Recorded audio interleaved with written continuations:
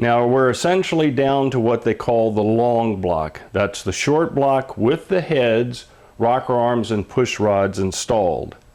I've removed the gasket material on the intake side and on the exhaust side. I've taken the gaskets off of the timing chain cover area.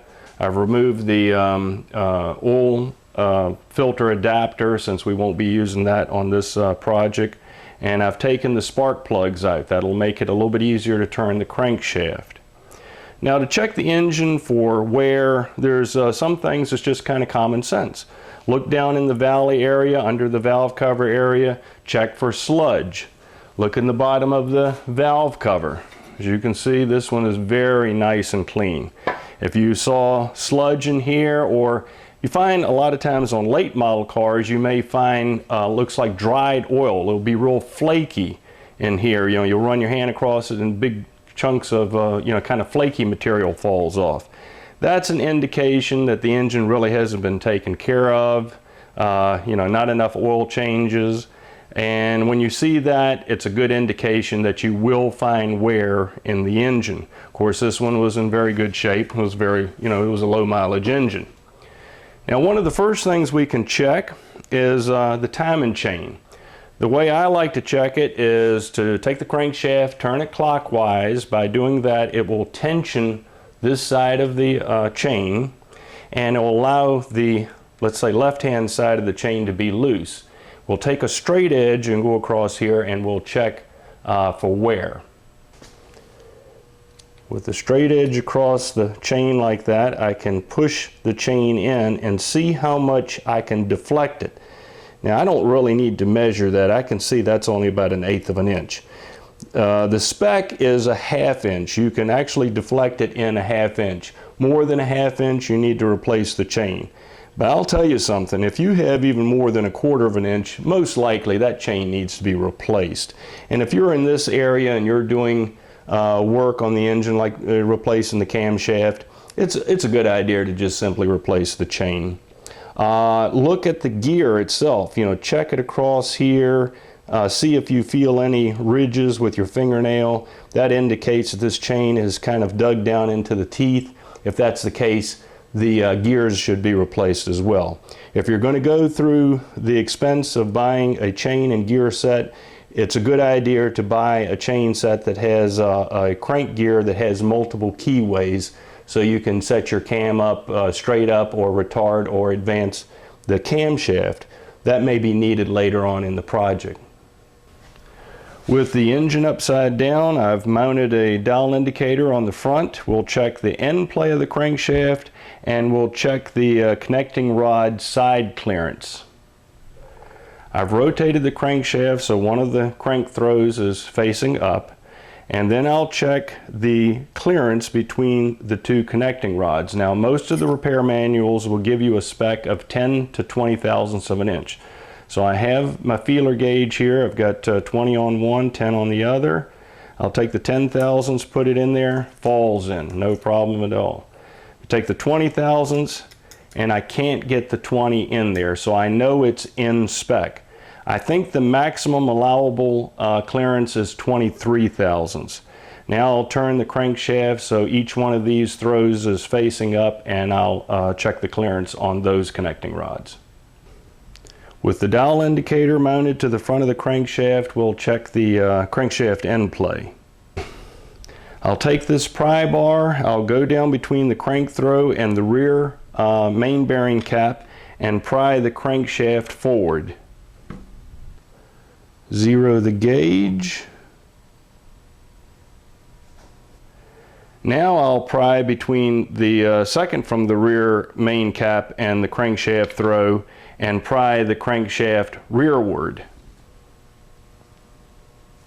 And I get a reading of, looks like about 6 thousandths. The normal spec is 4 to 8 thousandths with a maximum end play of I think 10 to 13 thousandths on the maximum allowable side. This one is right in the middle of the spec. It's perfect. Now we're going to check connecting rod bearings for wear. I'm going to use plastic gauge on it. First thing we need to do is to get the cap off. Take a look at your connecting rods and make sure the caps and the rods are marked. Normally on Fords they are marked. This is number 4 and there's a little 4 on the rod and on the cap. If there's no numbers on it, mark them in some type of fashion. I would use something like an electric engraver.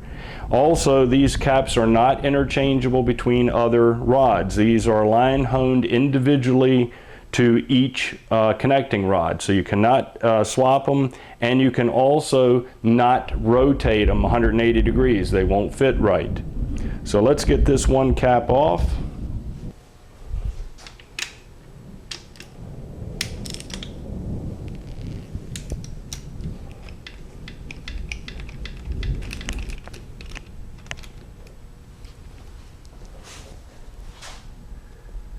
If it doesn't come right off, you may have to use a plastic hammer or something like that to kind of loosen it, kind of tap down on the stud. There you go. That sounds like it's starting to storm out there. Close look at the crank journal there. It looks nice and shiny, smooth. I don't see any cuts in there. I don't see anything that hangs on my fingernail. It looks like it's in pretty good shape. Look at the bearing. It's obviously, it has been run, but again, when I run my finger across there, I don't feel any ridges. I see this nice kind of aluminum color. If you see a copper color showing through, that means that the bearing has worn down to the second layer. I don't see that here. I think we'll get a good reading. Let me take my little plastic gauge strip. It comes in 2 grades. They're usually green and red. Green is from 1 to 3 thousandths of an inch, and red is I think 3 to 6 thousandths. So we'll use the green one on this, and we just take a little bit of the piece out. It's real hard to see.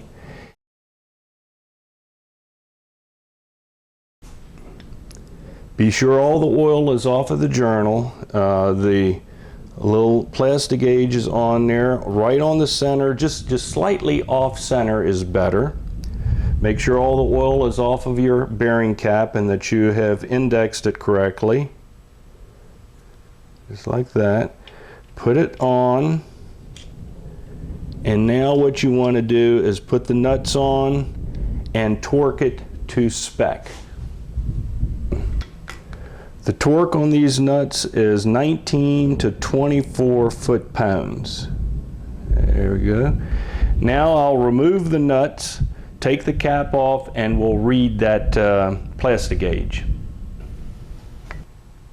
Now we'll take the little gauge that's on the envelope that the plastic gauge comes in, and we'll use that gauge and go across where that impression is of the plastic gauge where it was spread out. And if you look, it's a little bit narrower than the 1.5 inch little part there. If I bring the little gauge over to the 2 thousandths, it looks like it's a little bit wider than that.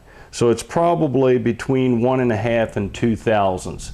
The normal spec for these stock engines is 0.5 thousandths to 1.5, with the maximum being 2.5. I believe this is a little bit less than 2. I think if it was a little bit more than 2, it would indicate that some new bearings may need to be installed. I think this one will be okay. The main bearings can be checked the same way. Again, the caps are not interchangeable. They should be numbered, and they should have an arrow that faces toward the front. So we'll use the number 4 to make the test on. I'll take the bolts off and we'll remove the cap.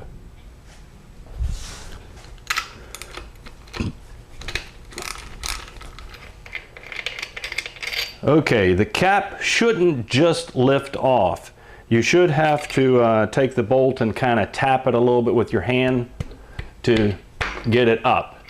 And if you do, that's a good sign. You want that cap to have a slight interference fit. If that cap lifts right off, that means the cap has been walking in the block, and that's not good. That means that there may be some damage here, and the block may wind up having to be align honed. This one was nice and tight. That's what you want to see. All right, we'll take a quick look at the bearing. Again, you see some marks here. You can see that the engine has definitely been running, but you don't see any of that copper color. You don't feel anything with your finger, and you look at the crank and it's nice and smooth. So we'll get all this oil off, and we'll put the plastic gauge strip on there, and we'll check this bearing for clearance. The plastic gauge strip is on. Again, it's just slightly off center, which is what we want. We'll put the main cap on it and torque it to spec. And remember, just like with the connecting rod, do not turn the crankshaft during this procedure. Torque the bolts down. I believe the spec is 60 to 70 foot-pounds.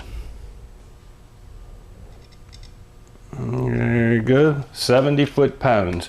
Now we'll remove the bolts and we'll read the gauge.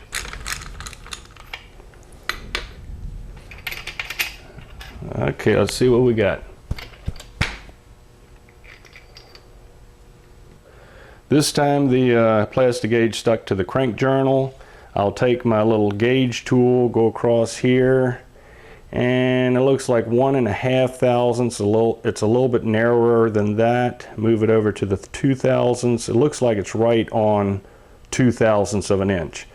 All right, the normal spec on the main bearings is 1 to 1.5 thousandths, and 3 thousandths being the maximum allowable clearance. And I would say if you had 3 thousandths of an inch clearance, you might have a little bit of an oil pressure problem. You might have a little bit of a knock. 2 thousandths is a little bit to the high side, but I think if the rest of them check out that way, I'll be in good shape on this engine. Now I want to start taking the top of this engine apart. I'm going to remove the rocker arms, the push rods, and the lifters. And by the way, if you reuse these parts, you should lay them out on a table in the order in which you removed them, so they go back in the same location. They've already established a certain wear pattern in the location that they're in, so they should go back the same way. In my case, I'm going to use new rocker arms. I'm installing the new camshaft, so it's not much of a factor for me to lay them out in any particular order.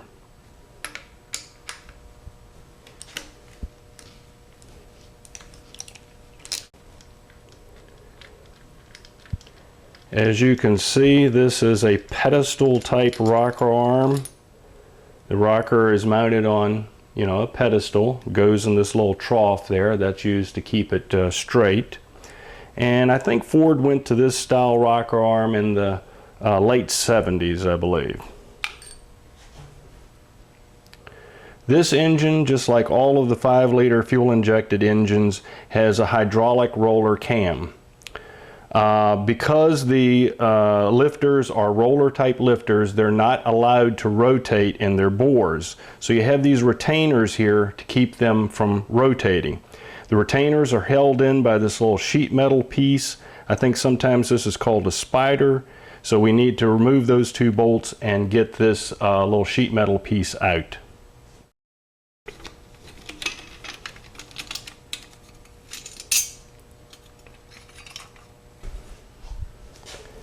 And we'll take these retainers out. Now this style of retainer is only found on the Explorers. In fact, I believe it's only on the Explorers that have the GT40P heads.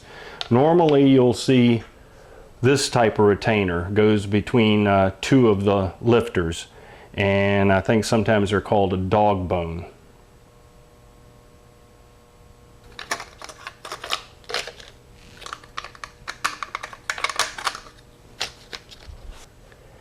And we'll pull out all of the lifters.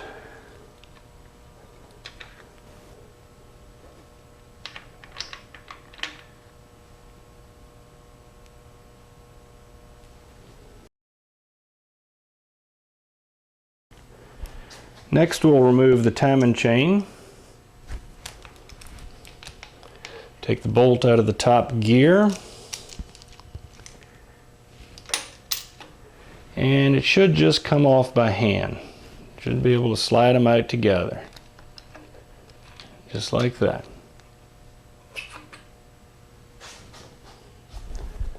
Now we'll take the pressure plate off.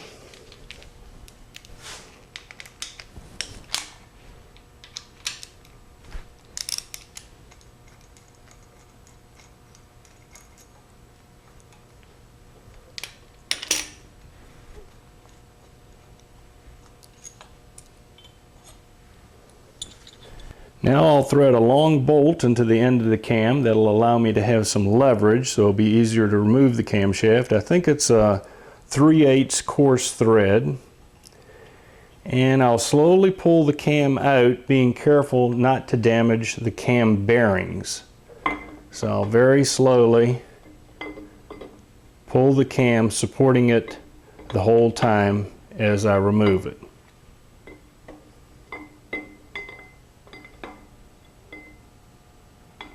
There you go.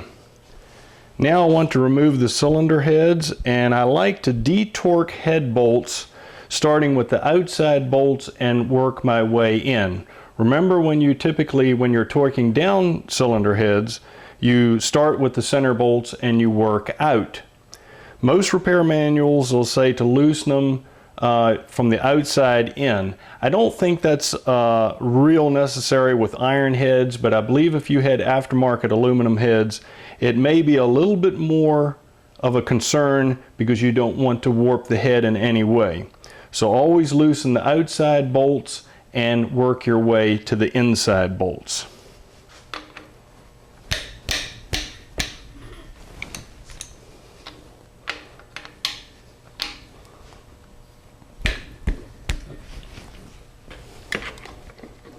And I will save the head gasket because we may use that later in the video.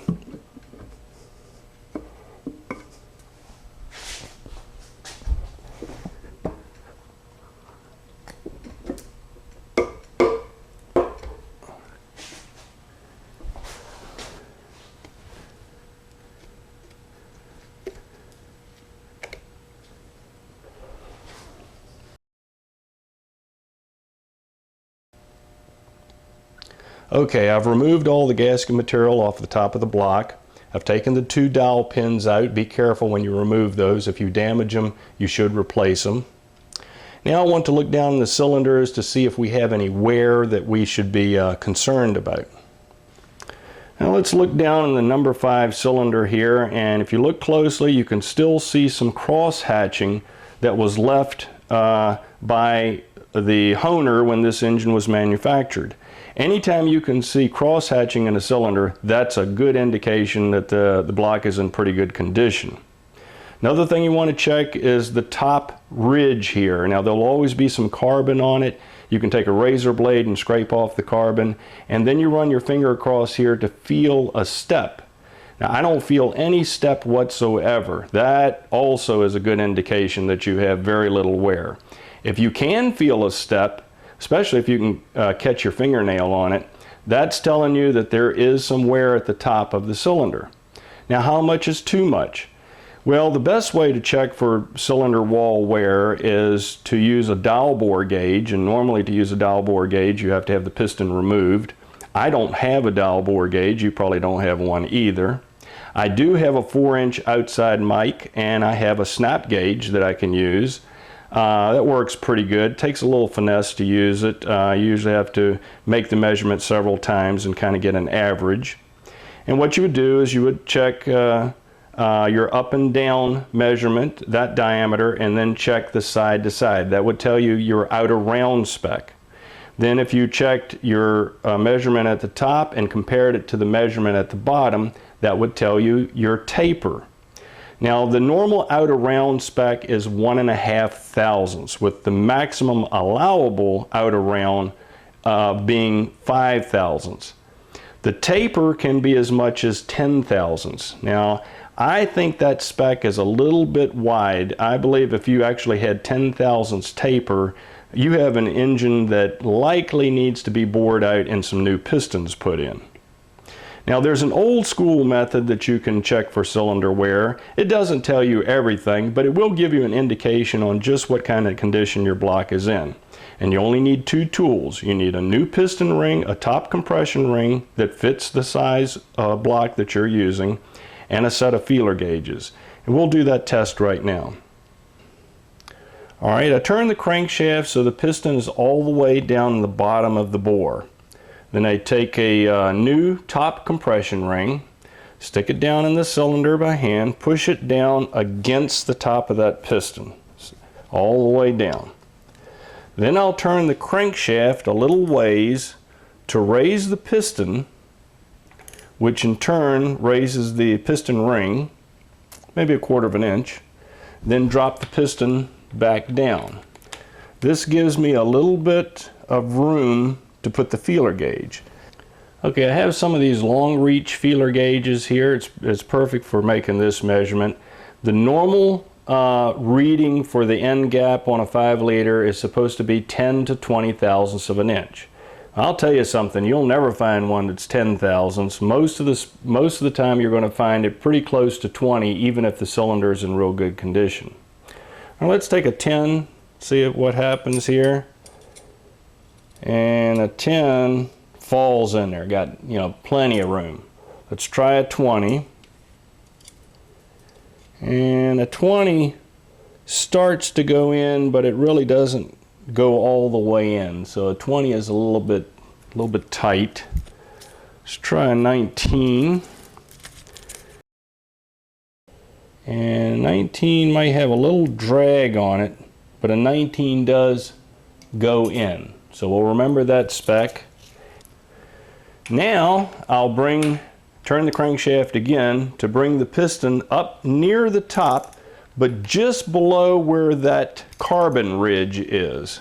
So the piston ring is just below that ridge, right about there. Well, it ends up being about a 1/2 inch from the top of the cylinder.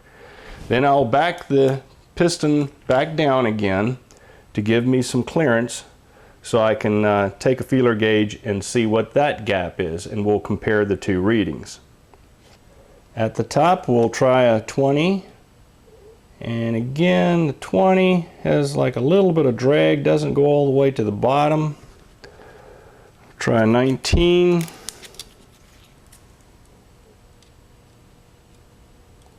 And a 19 goes in there perfectly. So just like at the bottom, 19 thousandths looks like is the number. That's telling me that there is really no taper in this cylinder at all, and by having 19 thousandths end gap, it's in the spec, it's at the very high end, but that's telling me that there's very little wear overall in the cylinder. Alright, well, what if we didn't get the good reading like we got off of this motor? Let's say the motor you were working on had a bottom end gap reading of 19 thousandths and the top reading was 39 thousandths. Alright, that tells you a couple things. First of all, if you have a ring end gap reading of 39 thousandths at the top and the maximum spec is 20 thousandths, if you had 25 thousandths or 27 thousandths, maybe you're okay. But if you have 39 thousandths, that pretty much tells you this cylinder is worn out and it probably needs to be punched out and have new pistons put in. But the other thing we're trying to determine is what is the taper. Alright, the difference between 19 thousandths and 39 thousandths is 20 thousandths of an inch. Does that mean that the taper is 20 thousandths of an inch? No, because if you remember from high school, to find the circumference of a circle, you use the formula pi r squared, or in other words, 3.14 times the diameter. Alright, what we're trying to do is determine the diameter. We kind of know what the circumference is, or at least the difference in circumference. We have 20 thousandths difference in the end gap, which is telling me that the circumference is about 20 thousandths difference. So to find the difference in the diameter, we will go the other way. We will take pi and divide it into that number. Or we'll just round it off and say 3 goes into 20 thousandths of an inch, or 20, a little bit less than 7. In other words, it's maybe 6.8 or something like that. So that means that the taper is just a hair under 7/1000ths of an inch. The diameter difference is about 7/1000ths of an inch. That is in spec. But knowing that we have a very wide gap at the top, that pretty much tells you, you need to have some block work done. Again, this method doesn't tell you everything, but it did prove that this block is in pretty good condition. Now, when I pulled this engine down, I wasn't expecting to find any problems. But looking at the top of these pistons, I did discover something. I'm going to pan across this left bank. I want to see if you catch it.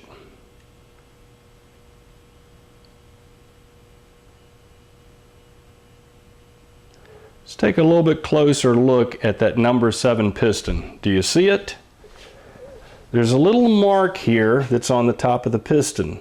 Now, all Ford pistons will have a little mark like this. It may be a little arrow, and it always faces the front of the engine. What do we have here? That piston is installed backwards. You might remember me saying that the only history I had on this engine was there was supposed to be a little bit of a piston slap noise on startup. I have a feeling that piston being in backwards, that may be the noise. So I'm going to remove that piston, take the wrist pin out, rotate the piston on the connecting rod, and reinstall it the correct way. Okay, it's been a couple days. I did remove the number 7 piston, turned it around on the connecting rod, reinstalled the wrist pin, and installed it back in the block. I've put the dowels back on the block to locate the cylinder heads. I looked inside the block to make sure that the cam bearings were in good condition, and again, this was a low mileage engine, so there was no reason to believe there was any damage there. Now I'll take the new camshaft and we'll install it in the block. I've rotated the crankshaft so that the keyway is facing straight up. That puts the number 1 cylinder in the top dead center position. I've taken motor oil and spread it over top of the camshaft. This is a roller lifter cam, so I only need to just put motor oil on the lobes. If this was a flat tappet cam, I would need to use assembly lube on the cam lobes. Motor oil is all that's needed here. I've got the long bolt bolted in the front here to make it a little bit easier to install the cam, and I'll slowly install it into the block, being very careful not to damage the cam bearings.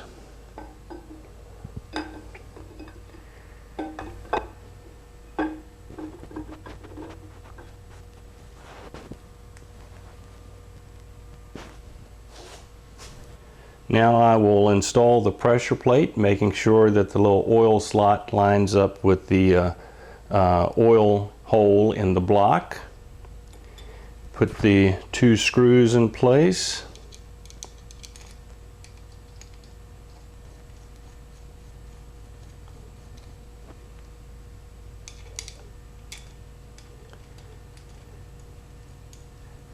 And torque the 2 bolts.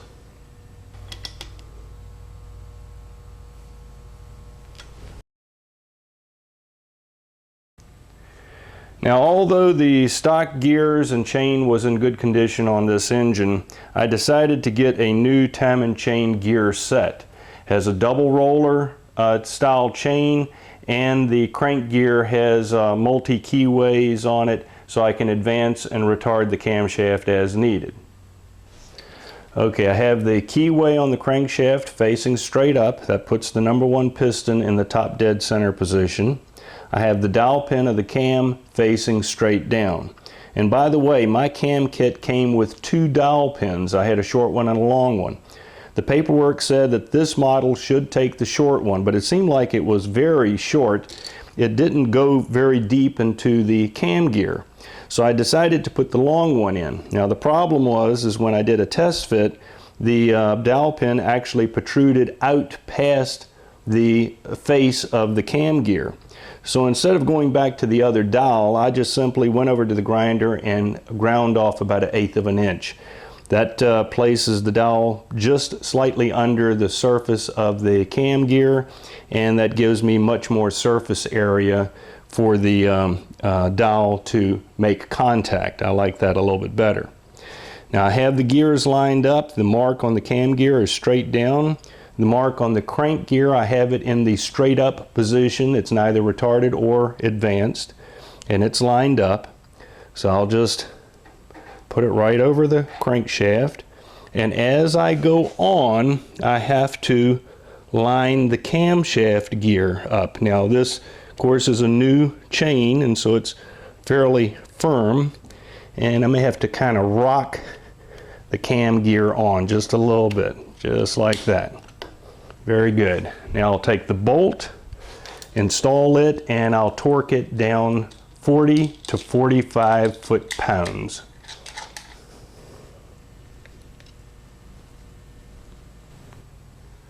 Okay, as you can see, everything is lined up just right.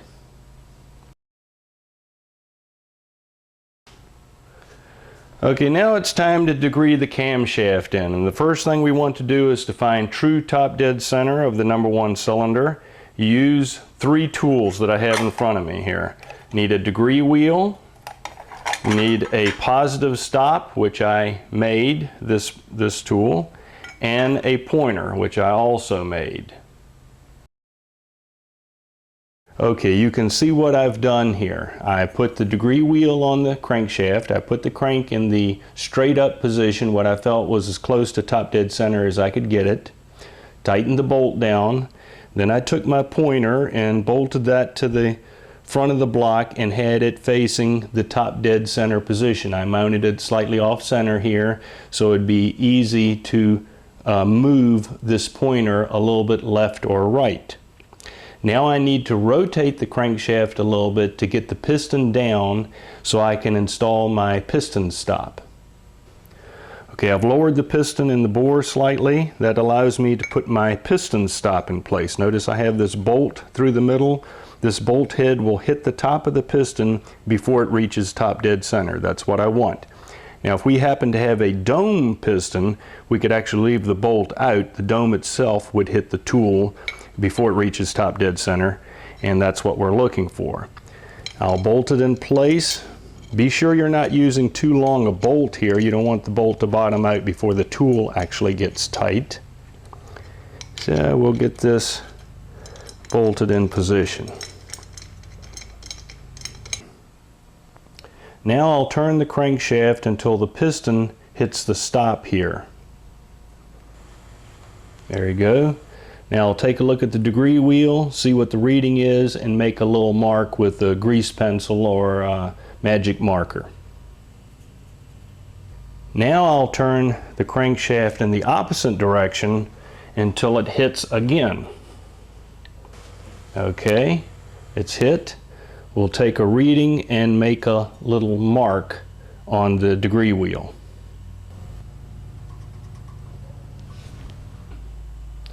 Okay, the readings we obtained was 30 degrees to the left of top dead center in one direction, and we got 26 degrees to the right of top dead center in the other direction. Okay, true top dead center is going to be right in the middle. So the way I do it is you take 30 degrees plus 26 degrees, it gives you 56 degrees. Half of 56 degrees, or 56 divided by 2, is 28 degrees. So what we could do is from this 30 degree mark, move over 28 divisions, or 28 degrees. That will give us true top dead center. So let's do that.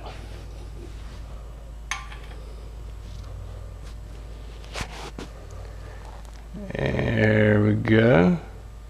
Now, all I'll do is take my pointer and move it over. Okay, now as long as I don't move my pointer or the degree wheel on the crankshaft, this will represent the top dead center position of #1 piston from here on out as we degree the camshaft. And by the way, after I made my little change to the pointer, I put the piston stop back on the block and I wanted to make the check again. If everything is right, the amount of degrees before and after top dead center should equal the same amount. So I went counterclockwise here and I get a reading of 27 degrees to the left of top dead center. Go in the other direction and I have 27 degrees to the right of top dead center. So I know I'm dead on the money.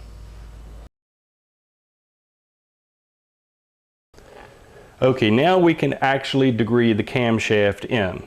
You see how I have my setup. I have the degree wheel turned to the top dead center position, compression stroke. In other words, the dowel pin on the camshaft is facing down. That will put the two lifters that I've installed in the number one hole down against the base lobe of the camshaft. Now I've made a lifter here on the first lifter, that's the intake lifter, and I've took the insides out of it and put a little plug in it so I have a solid surface for the dial indicator to mount against. I've rotated the crankshaft completely 2 revolutions and made sure that the plunger of the dial indicator worked nice and smooth up and down. And I will go to the front now and zero the dial indicator in place. Okay, there's 2 ways to degree a camshaft in. One is to find out where the maximum lift on the intake lobe is. On this cam, this spec will always be on your cam card, and this one happens to be 107 degrees after top dead center. Now there's a little bit of a procedure that you have to go through to find that maximum lift. The other way to check your degreeing in the cam is to rotate the crankshaft until the valve starts to open, or in other words, in this case, the intake lifter starts to open, and when you achieve 50 thousandths lift on the lifter, you take a look at your degree wheel and see how that compares with your cam card. Now understand, I'm going to have to rotate this crankshaft at least 1 revolution because we're on the compression stroke now. I need to go to the intake stroke. So I'll start turning the crankshaft and watch the dial indicator. As soon as the dial indicator starts to move, I'll pay attention to 50 thousandths of an inch. Now we're at 0 now. I'm coming up. I'm almost getting to the top of the cylinder. And I'm starting to move the dial indicator. Okay, 30, 40, 50 thousandths. We look at the degree wheel and we see the pointer is pointing to the 1 degree after top dead center. Anything to the left of the TDC mark is after. 1 degree after top dead center, I look at my cam card and it says at 50 thousandths lift, I should be 3 degrees after top dead center. So it appears that I'm slightly advanced. But I have a suspicion we're okay because I have a brand new time and chain gear and chain set, and most cam grinders set their cams a little bit advanced relative to what they put on the cam card. The reason is as the time and chain starts to loosen up, it gets older, gets a little slack, the crankshaft will always be a little bit more clockwise relative to the camshaft.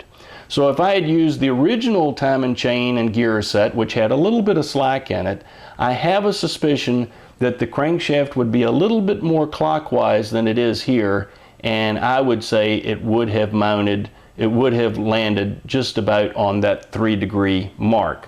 So I would say this camshaft is degreed in perfectly for this engine. Now using this method, you really don't have to go any further. The cam is degreed in. But I do believe it's a good idea to continue to rotate the crankshaft so the lifter will go beyond the full lift position back to the closed position, and then we'll check what the closed position is at 50 thousandths lift. We'll compare it to the cam card. By doing this, we'll be able to verify that the cam is ground on the duration that the cam card says that it's ground on. So we'll do that now. Okay, I'll start turning the crankshaft clockwise, and you can see the lifters coming up, and we've reached the full open position there. You see it starting to go back down, And we keep turning until we get back on the base lobe of the camshaft. There you go, we're back to 0. So now I need to go counterclockwise beyond 50 thousandths lift. So let's go back counterclockwise, and we'll go a little bit past 50 thousandths. Now I'll go clockwise again, because when I make my measurement, I always want the crankshaft going in the clockwise direction. So we'll go clockwise until we reach 50 thousandths of an inch. Right there. Okay, and we'll take a reading off of the degree wheel. Okay, counting back from bottom dead center, we have 10 degrees, 20, 25, 28 degrees after bottom dead center. Now my cam card says that it's supposed to be 31 degrees after bottom dead center, which would be right about here. Again, we see that it's slightly advanced, just like we saw on the opening side. I would say this cam is ground correctly. Okay, now let's try the second method for degreeing the camshaft in. We will use the intake lobe center line, or in other words, the position of the intake lobe where it's at its highest point. Now to find that high point, we will use a method that's very similar to what we did to find top dead center of the number 1 piston. What I'll do is rotate the crank clockwise and keep an eye on the dial indicator. The needle will start turning as the lifter comes up, and eventually the needle will come to a stop. That will approximately be the high point. I will stop there and zero in the dial indicator. Okay. The dial indicator is turning. Alright, still going. And it looks like the needle's slowing down and it's starting to go in the other direction. I'll stop turning here and I'll rotate the dial indicator so I can zero in the needle, just like that. Now I want to go counterclockwise past the 50 thousandths mark. I want to go actually past it a little ways. So we'll back it back up. Now I want to go clockwise so the needle gets back to the 50 thousandths position. Remember, you always want to turn the crankshaft clockwise when you're getting your reading. So I'll go back up and stop at 50 thousandths. Right about there. Now I'll take a look at the degree wheel and see what reading I get. We see top dead center and we go back 10, 20, 30, 40, 50, 60, 65 degrees after top dead center. So we'll write that down. Now I'll continue to turn the crank clockwise so it goes beyond the full lift position and then come back to the 50 thousandths position again. So I'll turn it clockwise, lifter's coming up, now it's at the high point and it's going to start coming back down. When I reach 50 thousandths again, and understand I'm turning the crankshaft clockwise, we'll stop at 50 thousandths. Right there.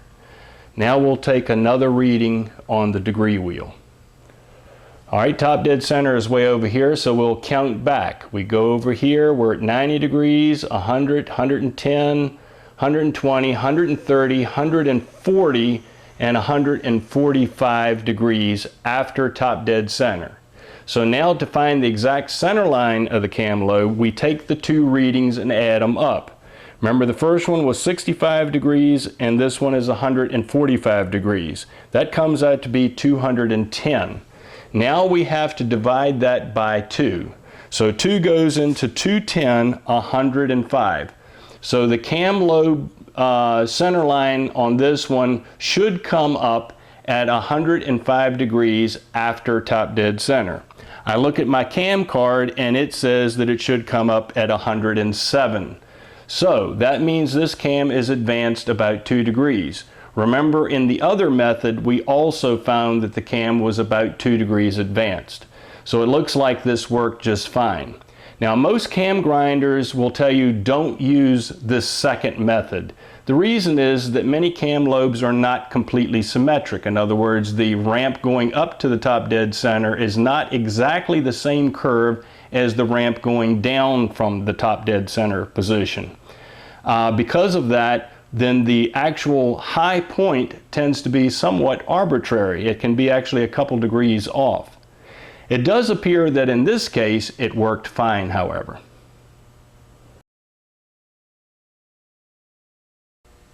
Okay, I think that's it for the short block for right now. We'll come over to the table and we'll do some work on the cylinder heads. Okay, I have one of the cylinder heads on these stands here upside down. Hopefully the engine that you were working on was running before you pulled it down and you were able to verify if you had any kind of compression problem by doing a compression check. If you suspect that you have a burnt valve, you can usually just look at the valves. What you want to see is a nice uniform color all the way around the valve head. If you see a discoloration on one side, that's an indication you may have a burnt valve, bent, or maybe a bad valve seat. One of the old school quick and dirty methods to check to see if everything is sealed up is to put your spark plug back in the head and fill the chamber up with some fluid. Most people say to use kerosene. I believe you could use automatic transmission fluid. And of course, if you saw fluid pouring out of the intake port or out the exhaust port, then you have a valve that's not seating and you probably need to do a valve job. Now these heads, again, low mileage engine, I'm not looking for any kind of problem. Main thing I'm going to do is we're going to put the new valve springs on it. I bought a kit with the camshaft that I have. It came with the camshaft, new springs, new retainers, and new keepers. So I think that's the next thing we'll do right now. All right, the other head has already been done, and I've put 4 valve springs in already. I have 2 more sets to go. Now what you have to have is a compressor that's used to push these retainers in so you can release the keepers. Now I happen to have a nice air operated spring compressor. Of course you don't need an air operated one. They make a lever type, costs a lot less, does the same job.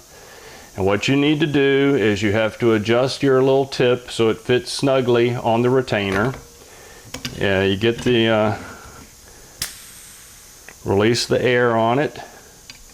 Take the thing, aim it right at the very center of the valve and push your top button in, and it will bring it right in like that.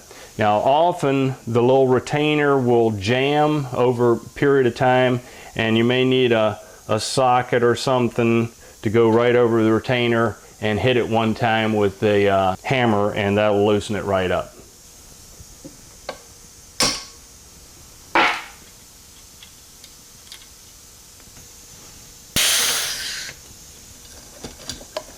Alright.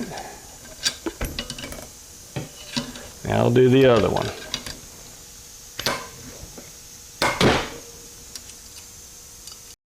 Alright, let's take a look at the springs and the retainers here. This is the one that was on the exhaust valve, and it has a rotator or a retainer that has the little balls in it. It's kind of heavy. It's designed to allow the valve to rotate slightly. For performance application, we want to do away with that. We don't want that extra weight. On the intake side, you have a normal steel retainer, plus it has this little metal insert, and then of course the keepers go on the inside of that. Again, the 2-piece design. For performance, we want to do away with that. Now these are the replacement valve springs. Here's the retainers, 1-piece style retainer for intake and exhaust, and you have the keepers, and there's a different type of keeper for the intake than for the exhaust. The reason why the keepers are made slightly different is because the groove in the intake and exhaust valves are in a slightly different location. Now a closer look at the spring and you'll notice that it has a kind of funny shape to it. It's fatter at the bottom than it is at the top. It's what's called a conical type spring, or sometimes people call it a beehive. By having the coils wound a little bit tighter, a little closer together at the top, it allows for a retainer that's smaller in diameter. If you have a smaller diameter retainer, it can be made a slightly lighter weight, and it's less likely to have interference with the rocker arm. Now this would be a good time to put some new valve seals on if you had a lot of miles on the head. And you could check for valve guide wear. Now the best way to check for wear is to kind of push the valve down so the valve is slightly off its seat, and then just move it up and down. See if you feel any play. Now I won't say I don't feel anything, but it's virtually zero. The spec is 3/1000ths of an inch valve to guide wear. There isn't really a good way to test that. I have heard of people taking a clothespin and put it right on the top of the valve head like that. You know, again, drop the valve so it's slightly off its seat, and then from the back side rock the valve up and down. Put a dial indicator right directly on that flat surface of that clothespin and see what reading you get. Now 3/1000ths wear inside the guide would translate into about twice that when you rock the valve back and forth. So in other words, about 6/1000ths right here. I believe if you have 4 to 5/1000ths using this method, it's likely time to have some valve guides put in and or replacing the valves themselves. Okay, now we need to make a spring height assembly measurement. We'll do that by taking the retainer, putting it on the valve without the spring, and then use the keepers. Now this happens to be the intake valve, so it uses these larger keepers. Then hook the retainer up into the keeper just like that, and we want to measure the distance between the bottom of that retainer down to the seat where the spring sets in the head, that distance there. Now these springs, the manufacturer says that the assembly height should be 1.94 inches. So you could take your caliper and set it to 1.94 and then use the end here and just eyeball it. You know, just put it against the head down there and just kind of eyeball it, see if it looks like it's right. Actually, it does look pretty good. You could also take a snap gauge and use a micrometer and set it to that 1.94 or whatever your springs should be set at. Then just simply put the snap gauge under there. Now if the snap gauge falls right in, then that means that your height is a little bit too much. Now this one you can see it doesn't quite swing over, so that tells me that we're okay. It's a little bit less. It can be a little bit less, that's no problem. You don't want it too much less though. If you have a much lower assembly height, then that means that there's actually more tension on this spring than it needs to be. With a very high lift cam, there's also a risk that you would have a coil bind.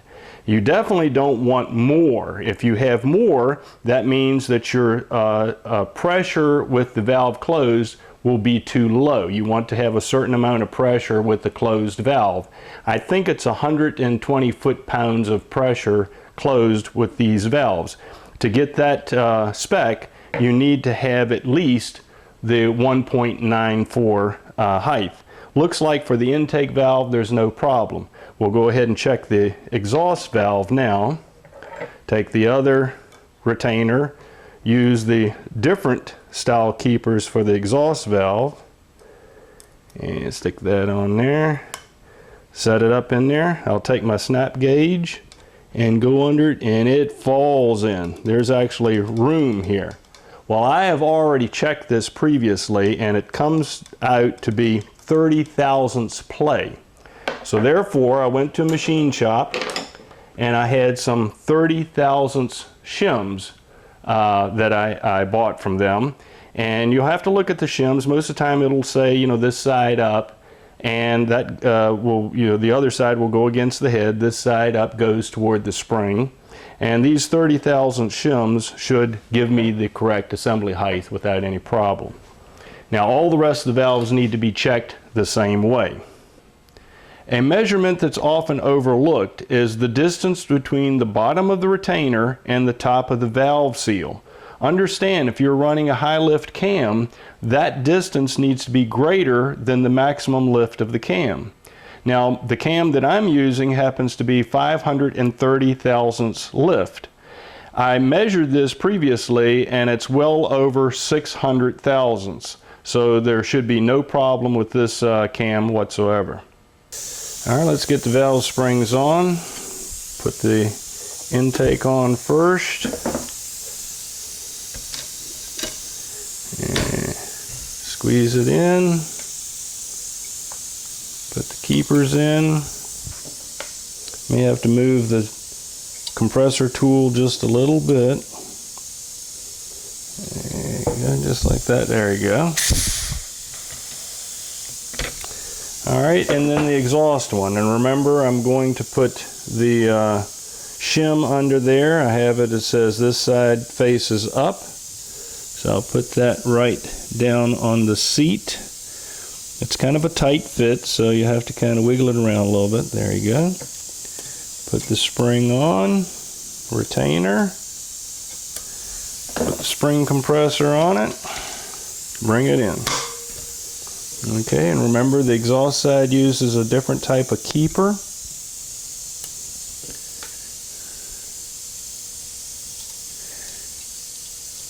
And there we go.